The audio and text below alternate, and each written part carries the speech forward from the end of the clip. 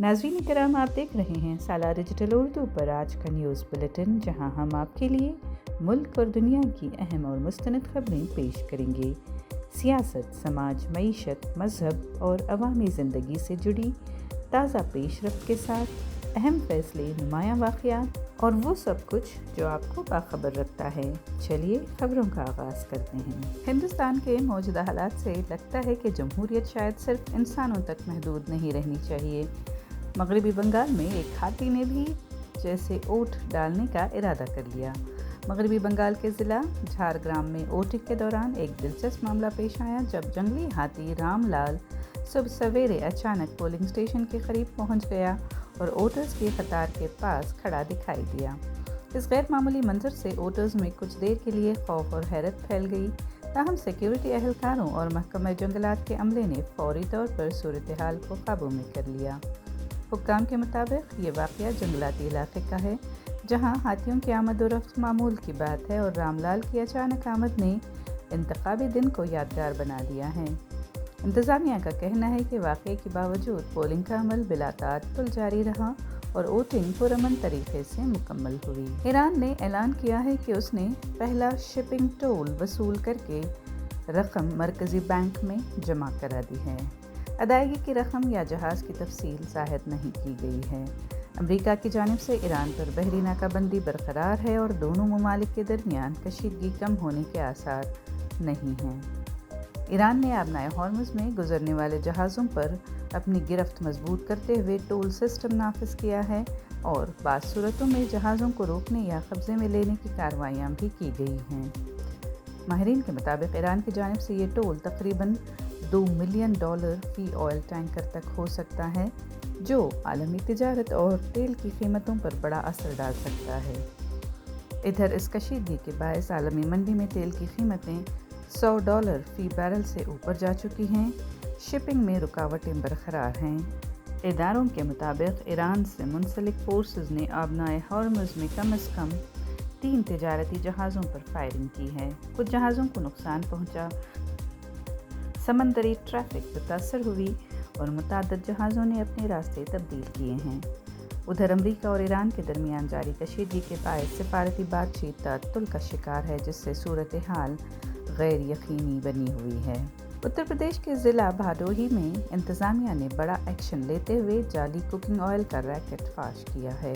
Reports के मुताबिक ज़िला भदोही में छापामार कार्रवाई के दौरान तकरीबन 500 कार्टन जाली फॉर्चून ऑयल बरामद किया गया, जो मारूफ ब्रांड के नाम पर मार्केट में फ़रोख्त किया जा रहा था। पुलिस और मुतल्लिक़ा इदारों ने मुश्तरका कार्रवाई करते हुए इस नेटवर्क का पता लगाया, जहां मिलावटी तेल बड़ी मिक़दार में पाया गया। इंतज़ामिया ने अवाम को ख़बरदार किया है कि वो ख़रीदारी के दौरान मुस्तनद ब्रांड और पैकिंग की अच्छी तरह जांच करें, ताकि इस किस्म की जालसाजी से महफूज रह सकें।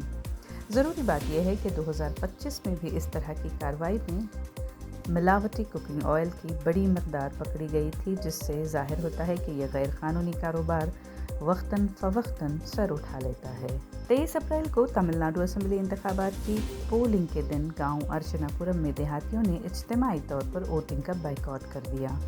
मकामी अफराद के मुताबिक मंदिर में बुतों की तोड़फोड़ के एक मामले के बाद पुलिस ने मुबैना तौर पर बेगुनाह देहातियों के खिलाफ झूठे मुकदमात दर्ज किए। मुज़ाहिरीन का कहना है कि जब तक ये केसेस वापस नहीं लिए जाते, वो जमहूरी अमल में हिस्सा नहीं लेंगे। सुबह 7 बजे वोटिंग शुरू होने के बावजूद अर्चनापुरम के पोलिंग बूथ्स पर गैर मामूली खामोशी देखी गई। इंतज़ामिया के नुमाइंदे देहातियों को मनाने की कोशिशों में मसरूफ़ रहे।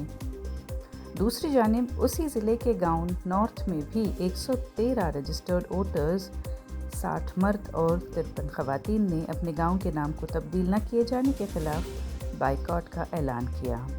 ये सूरत हाल इस बात की अक्कासी करती है कि जहां एक तरफ जमहूरी अमल जारी है, वहीं मकामी मसाइल और शिकायत भी वोटिंग के रवैयों पर गहरा असर डाल रही हैं। मगरबी बंगाल में वोटिंग के दौरान तशद्दुद के वाक़यात सामने आए हैं। ज़िला मालदा के इलाके में चंद्रपुर के बंगरुआ गांव में टीएमसी के कैंप ऑफिस पर तोड़फोड़ की गई। ये मामला पोलिंग बूथ नंबर 200 और 201 का है।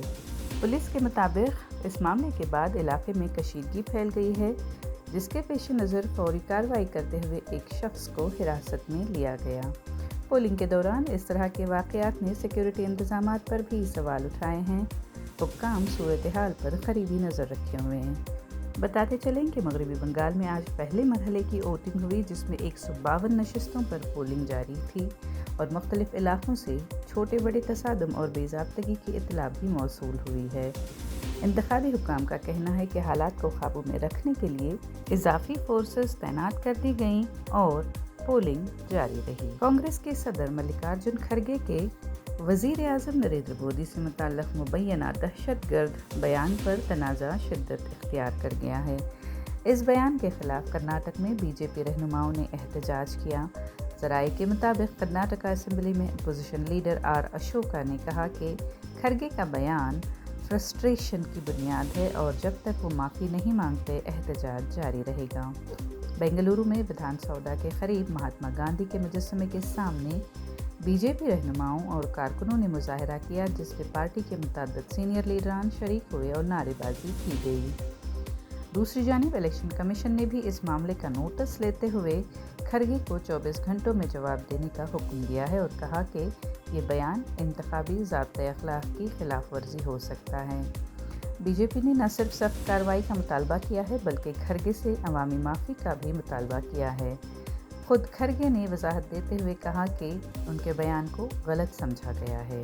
मगरबी बंगाल के ज़िला साउथ दिनाजपुर में बीजेपी के एक उम्मीदवार को मुबैना तौर पर तृणमूल कांग्रेस के कारकुनों ने घेर कर बदसलूकी का निशाना बनाया। मौके पर मौजूद सिक्योरिटी अहलकार उन्हें बचाने की कोशिश करते नजर आए।